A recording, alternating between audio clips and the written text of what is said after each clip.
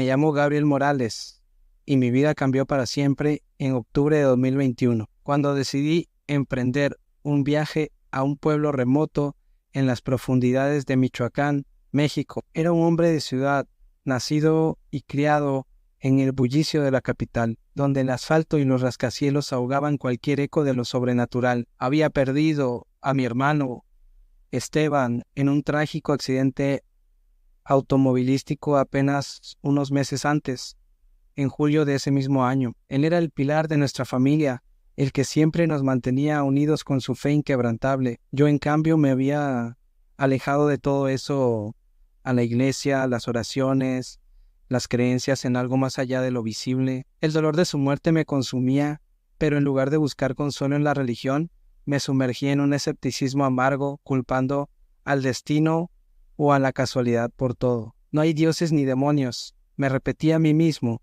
solo mala suerte.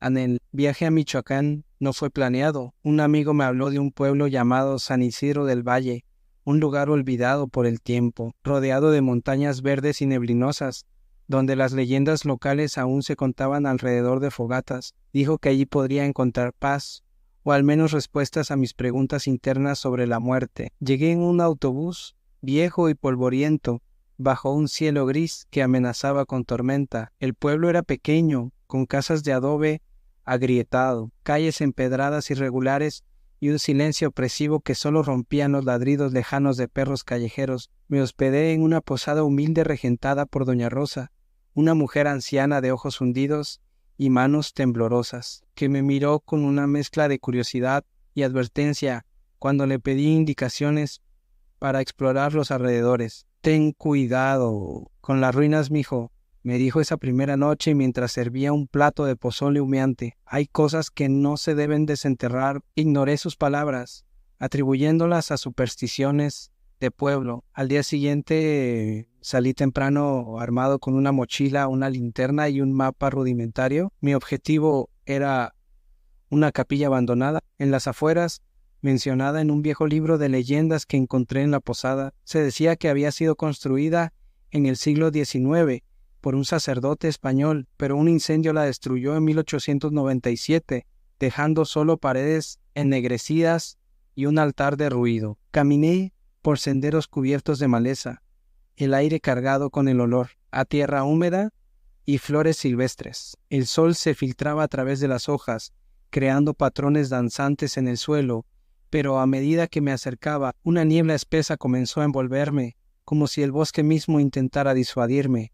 Llegué a la capilla al atardecer. Las ruinas eran impresionantes en su decadencia: muros de piedra cubiertos de enredaderas, un techo derrumbado que dejaba ver el cielo oscureciéndose y en el centro un altar roto con una cruz torcida. El viento susurraba entre las grietas, un sonido que parecía un lamento lejano. Me acerqué al altar, atraído por una curiosidad morbosa. Bajo una losa suelta mis dedos rozaron algo metálico. Excavé con cuidado, y allí estaba un rosario de plata, antiguo y tarnished, con cuentas que brillaban débilmente bajo la luz menguante. Las cruces eran intrincadas, grabadas con símbolos que no reconocí, y el crucifijo central parecía retorcido, como si hubiera sido forjado en agonía. Lo tomé, sintiendo un escalofrío inmediato, pero lo atribuí al frío del atardecer. Un tesoro olvidado, pensé, guardándolo en mi bolsillo. Regresé a la posada justo cuando la tormenta estallaba, con truenos que retumbaban como advertencias divinas.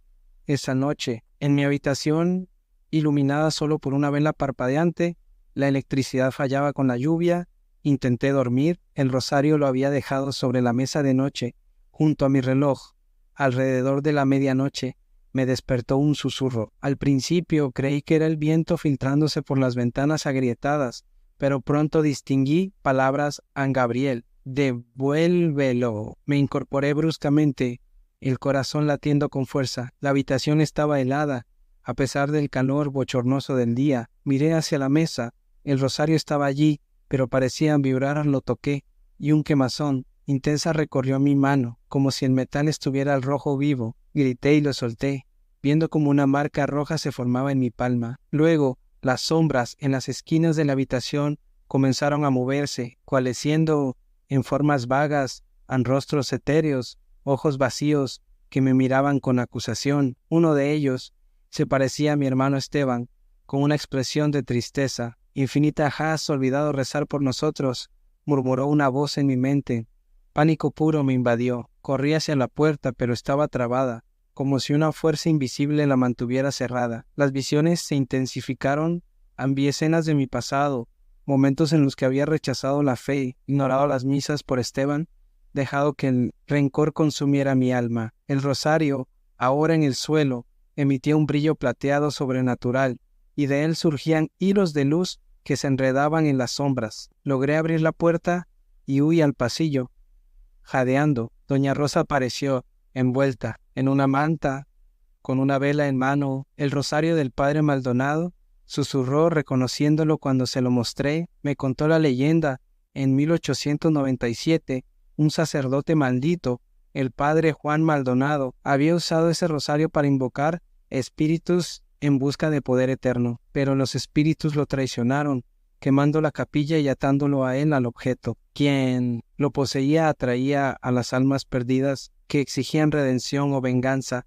No creí del todo su historia, pero las visiones no cesaron. Al día siguiente intenté deshacerme del rosario. Lo tiré al río que cruzaba el pueblo, viendo cómo se hundía en las aguas turbias. Regresé exhausto, pero al entrar en mi habitación, allí estaba, sobre la cama, seco y reluciente. Esa noche, las apariciones fueron peores. No solo sombras, ahora eran figuras corpóreas, frías al tacto. Una mujer con vestido raído me tocó el brazo, susurrando sobre su muerte en la pobreza, culpándome por no haber ayudado a los necesitados. Un niño espectral lloraba por una madre perdida, y siempre el rostro de Esteban implorando que rezara por él en el rosario quemaba en mi bolsillo, como si estuviera vivo, latiendo al ritmo de mi corazón acelerado. Pasaron días que parecieron eternos. Me volví un ermitaño en la posada, evitando el contacto humano. Doña Rosa me traía comida, pero sus ojos reflejaban lástima y miedo. Intenté investigar. Visité la biblioteca del pueblo, un cuarto polvoriento con libros amarillentos. En un diario antiguo encontré referencias al padre Maldonado An, un hombre ambicioso que en su agonía final maldijo el rosario para que buscara almas culpables como la mía. Solo la fe verdadera lo apacigua, decía una nota al margen. Decidí confrontarlo. En la noche de luna llena, el 31 de octubre de 2021, Halloween, irónicamente, regresé a las ruinas de la capilla. La tormenta había cesado, pero el aire estaba cargado de electricidad estática. Saqué el rosario y lo coloqué en el altar. De ruido las visiones llegaron en oleadas. Sombras se arremolinaron, formando un vórtice oscuro alrededor de mí. Un ente principal emergió en una figura encapuchada, con ojos rojos como brasas, que se presentó como el eco del padre Maldonado. «Has tomado lo que no te pertenece», rugió su voz, resonando en mi cráneo. Me mostró horrores en almas atrapadas, en un limbo eterno, gritando por liberación. Sentí su dolor como propio, un fuego que consumía mi interior. Caí de rodillas, el rosario en mis manos temblorosas. Por primera vez en años, recé no una oración memorizada, sino un lamento desde lo profundo de mi alma por Esteban, por las almas perdidas, por mi propia redención. Lágrimas corrían por mi rostro, mientras las cuentas del rosario se calentaban, no con quemazón, sino con un calor reconfortante. El ente gritó, un sonido que hizo temblar las ruinas, y luego se disipó en una niebla plateada. Las sombras se retiraron, dejando solo el silencio de la noche. Enterré el rosario bajo el altar, cubriéndolo con tierra sagrada que doña Rosa me había dado, tierra de un cementerio bendito. Regresé al pueblo al amanecer, exhausto pero transformado. Mi fe había renacido, no por miedo, sino por comprensión. El más allá existe, y nuestras acciones en vida atan hilos invisibles con los muertos. Han pasado años desde entonces, y ahora, en 2025, vivo una vida más serena, pero en noches de tormenta siento un frío familiar en mi palma, donde la marca del rosario aún persiste, tenue pero indeleble. A veces oigo susurros lejanos, recordatorios de que la redención no es un final, sino un camino eterno. Si alguna vez encuentras un objeto antiguo en ruinas olvidadas, piénsalo 2 veces antes de tomarlo, porque algunos tesoros traen consigo no riqueza, sino las deudas del alma